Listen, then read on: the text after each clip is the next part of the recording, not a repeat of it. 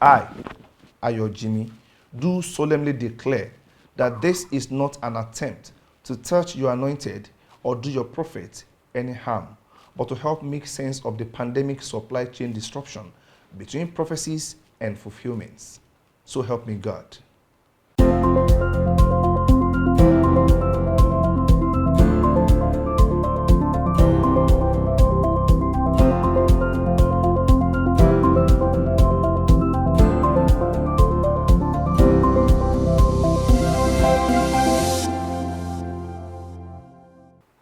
If there is anything that is never in short supply in Nigeria, it is prophecy, especially political prophecies. Now, do you remember this daddy? On 3 occasions, God told him he would be Nigeria's president, at least according to him. You know what? I believe him. Maybe the prophecy is for an appointed time, like they always say. And I, Ayo Jimi, will gladly call him Mr. President once that happens. My trouble is with the prophecies that heralded these last elections, and that is what I am trying to make sense of. Now, what do we say about this? Did this man really say this? Seriously. Tinubu is Nigeria's president, and this is 2023. And I'm sure a lot of you will agree with me that there is still God in heaven. Bro, I read your lips as instructed. Something is just not adding up. Now, if you think that was just from some unknown prophets, how about this? Yeah, no, come on. This is our man. We all know him, and we can't deny him because he said something that didn't come to pass. God spoke to him directly as well about Tinubu, and he actually saw an Igbo presidency. Yes, he did. I honestly do not enjoy doing this, but we owe the public a particular level of accountability. I feel so uncomfortable that the figures I seem to respect are in this loop as well. Even our eminent primate. Abba. Now, I am not understanding this anymore. And now, this is the height of it. God told another man of God this, and I quote, 2023, Peter Obi will cry. Tinubu will be arrested. Osinbajo will be president.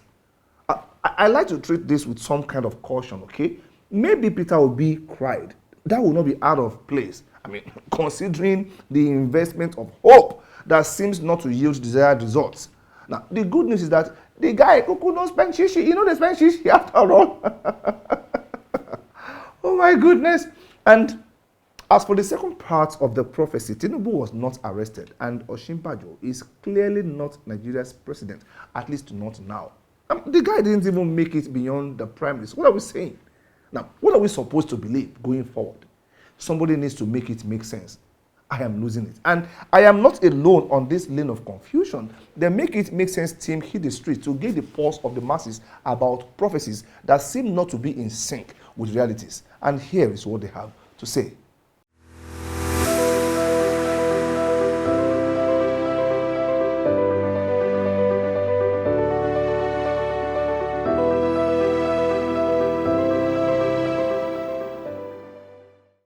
My name is Grace Komolafe, and today my focus is gathering people's opinion on fake prophecies, prophets, and men of God.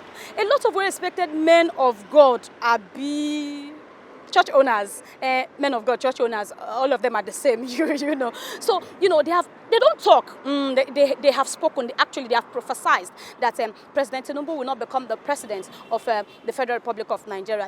But then I wanted to ask: do you have to be a prophet before you can be a pastor, or you have to be a pastor so you can become a prophet? Anyways, I don't know. But I just want you to join me. Let's go into the streets and hear the take of Nigerians on this issue. Fake prophecies, prophets, and men of God, church owners. When you give a fake prophecy, it makes you lose your own morale. It makes you lose your self-esteem. Because by the time you say something else that even God has said to you, people won't believe. So the word believing itself is very key.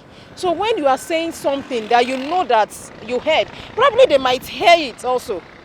But God, in its own infinite mercy, will just reverse the reversible. So when talking about prophecy, one needs to be very careful. I would say they should regulate it. They should regulate it. Because if you check in the developed world there, it is being regulated. People don't just come out and give for prophecy like that. But here in Nigeria, it's allowed. Anywhere, anything you say, nobody holds you responsible for it. Anything you do, nobody holds you responsible for it. You just do it and you go scot-free for it. Prophecy is something that is concealed. Sometimes it may even be for you. Even those that are national prophets in the Bible, when God have a message for them, let's say for Moses, when you go to the mountain to receive prophecy for the children of Israel, he doesn't just dish it out and just disseminate anyhow. Many a time it's not even for the moment time when prophecy comes. Sometimes it may be for the future. It may be for warning. It may be for prevention and some other thing. So for the incumbent president to become the president, I believe it is the hand of God. Still on this matter, I had a chat with someone earlier who seems to have an opinion about this issue of the economics of political prophecy. Okay, so you are here. You are neither a prophet nor a pastor. Now, what qualifies you to talk about this issue? Why are you putting mouth in the first place? What qualifies a pastor or a prophet to talk about this issue? Are you asking me a question? You are answering the question with a question, right? I'm a Christian. I'm the one asking the question here. Answer. I'm a Christian. Okay. That's it. But even Christianity has levels. You are not in that. I don't see you in that zone yet. Christianity is Christianity. There's nothing called levels in Christianity. You know, you know, you don't know, you don't know. It's that simple. So what do you know about this? Now, we are seeing an abundance of, prophecies, and we are seeing a dearth of fulfillments. There seems to be a missing link between prophecies and fulfillment. What is the link? Why this imbalance? Establishing something first. Having understanding as a Christian is different from having a gift as a Christian. Okay. Those who are prophesying have a gift of prophecy. Those who know or who are learned as Christians know how to detect real or fake prophecies. And you are one of those, right? I believe so. Really? Okay, shoot. Now, what is really happening? And what do you think is the problem here? I know that the God we read about is the one that says and does. Yes. Now, what happens when that God, quote and unquote, seems to say things that are no longer coming to pass, at least in the way we expect? Then he didn't say it. Are you saying what I'm hearing, really? Yes, he did not say it. Because he cannot say it, and it will not come to pass. I hope you are aware of the entities involved. These are men of God. They are just men. Really? They are just tools. God is God. Whoever he chooses to use is his to use. The man does not determine the God determines the man. Okay.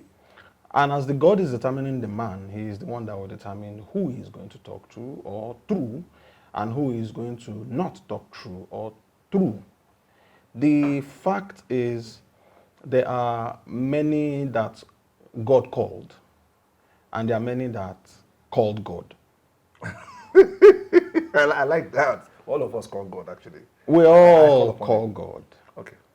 God called a few. Which means it's not all that called God that have the right to say they are men of God. But those that God called have the right to call themselves men of God. Now, that is not to say because you're a man of God, you have the gift of prophecy. No, it's not everyone that has the gift of prophecy. So when you are prophesying, the question is, who is leading you? Who inspired you to say whatever it is that you say? So if you okay, so maybe at this point I should explain the different kinds of prophecy that we seem to be encountering in Christianity. Okay. You have the prophecy by perception. Okay. prophecy by statistics Okay. and the real prophecy. Oh, explain. Okay. Because to me, prophecy is prophecy. Oh, no. So explain. So prophecy is supposed to be prophecy because in the real sense of it, when you say you are a prophet, it means you are speaking about something from the inspiration of God that should come to pass. However, there are those that feel because of the way they are feeling at this point in time. Maybe the choir just sang a wonderful song and they are feeling gymnastic in the spirit. They suddenly feel they have the ability to say things that will come to pass. That is prophecy by perception. Okay. Right? Prophecy by statistics is they have listened or heard or seen certain things happen, and they believe that based on those things that are happening and the gym that is happening within them, they do 1 + 1 and prophesy that this is going to happen. Okay. All right? But then the ones that God actually spoke to, they can't open their mouths and say, God said this will happen. And it will not happen. The only time it will not happen is if there is a conditional statement in the prophecy that God is leading the person to speak.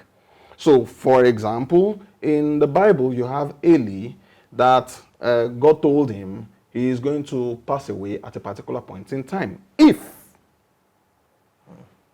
The condition. there are conditions. Jonah was sent to Nineveh, and it was prophesied that God is going to destroy this land if you do not do so. Then they did the so, and the land was not destroyed. Do you understand? Is the problem now that our so-called prophets are not making conditional prophecies? They're not giving conditions? Oh, no. It's not. Did they get the prophecy in parts? No. You see, most of those that we hear from today, I mean, you will see their track records.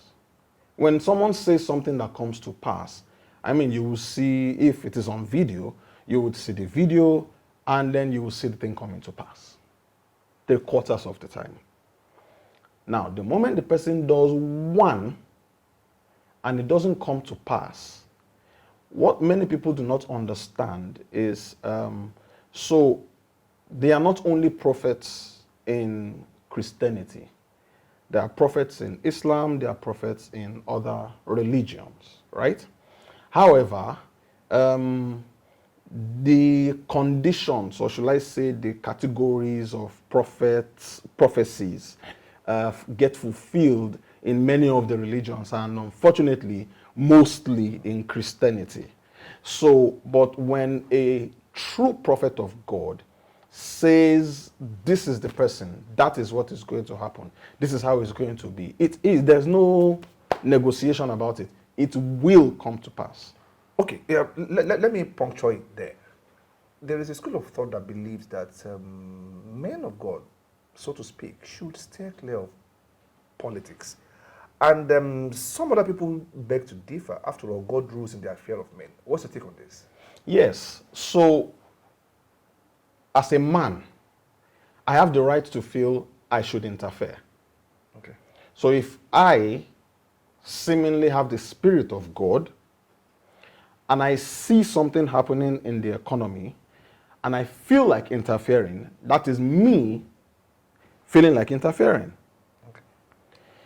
As a Christian, I am interfering with the name Christian, but it's my decision to interfere. Okay. But does God lead anybody to go and interfere? That's the question we seem not to be able to answer. Many of those that come and say that you should interfere as a Christian, let's not forget that God does not get involved in elections. But that's an affair of men, because he rules in the affairs of men. And election is an affair of men. So most of the time, you see, one of the reasons why it is said that you should pray for the peace of Israel, for in the peace thereof you shall have peace, is is not because God is the one that decided who the ruler should be in most cases. All right? In most cases, it is that there is a ruler and God can decide to use him positively or use him negatively. Not that God is the one that put him there. It is you men that put him there. God is the one that chooses to use him or not use him. And that is littered everywhere in the Bible. Okay. However, the case that you have today is a lot of people feel, I have a right as a Christian to get involved. There is a reason God told Israel not to do a census of themselves. Okay. There is a reason God was choosing judges to rule over their affairs. But they said they wanted a king. And God decided, okay, I will give you a king. You are the ones that decided you want to elect somebody to rule you. God was not the one that decided he wanted somebody to be elected. Okay. God chooses. God doesn't leave that decision to you. So whenever you say that there is an election, you are basically saying, we are deciding who should be there. When you now say that God is the one that put the person there, is God the one that put somebody that bribed everybody and gave everybody one bag of rice and bread and thousands of naira or whatever amount to get there? I get it. So most of the time we seem to feel we should get involved because our destiny is being decided. Yes, the truth of the matter is you will rule, as is written in the Bible, that we as Christians are kings and priests on earth. Okay, we're going too deep into the Bible. Let me come back a bit. We are here, but this is not our citizenship Okay. as a Christian. Okay. That is one of the reasons why the Bible says that you are in the world, but you are not of the world. Okay. So, how are you in the world and you want to decide what is going off the world? So that's what the mixture is. That's where the problem comes.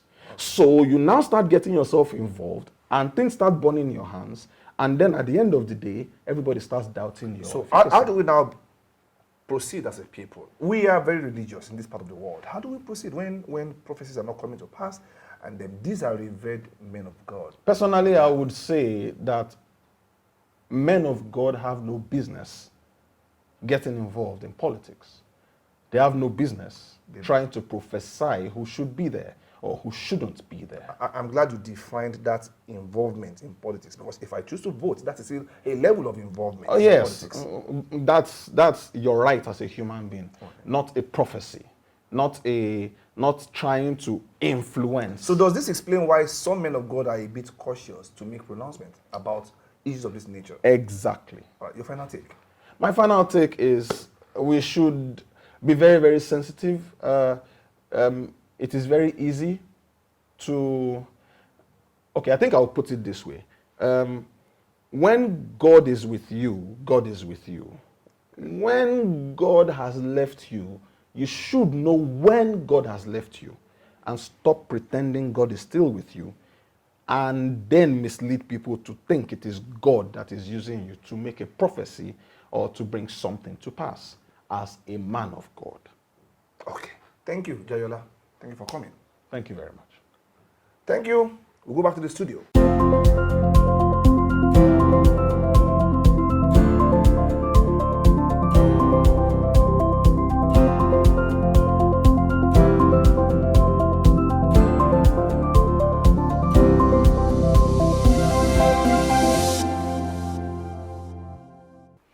I think there is an economic dimension to this development. This, for me, is a demand-supply disequilibrium that is causing supply chain disruption.